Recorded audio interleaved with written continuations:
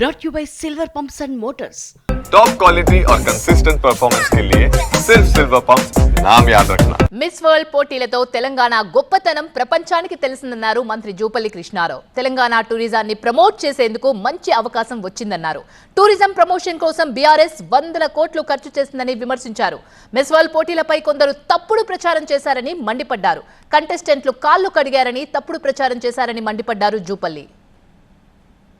రాష్ట్రం అప్పుల్లో ఉండగా ఈ మిస్ వరల్డ్ పోటీలు పెట్టడం అవసరమా అని కేటీఆర్ మొదలు పెడితే హరీష్ రావు మొదలు పెడితే అందరూ కూడా ప్రధానంగా బీఆర్ఎస్ పార్టీకి సంబంధించిన వాళ్ళందరూ దాంతోపాటుగా కొందరు బీజేపీ వాళ్ళు కూడా మాట్లాడడం జరిగింది.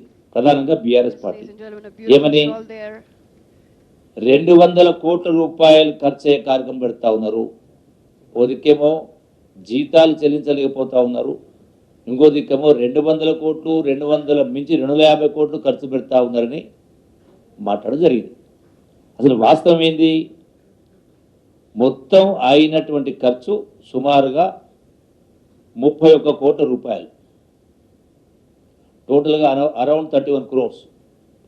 సరే ఇంకా కొన్ని బ్యాలెన్స్ పెండింగ్ ఉంటే 50 లక్షల టు 31 crores దాకా ఉంది.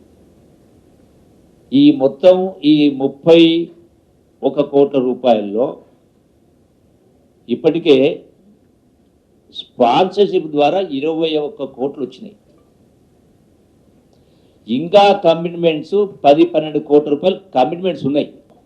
ఒక్కో అందాల బామకు 30 తులాల బంగారమా?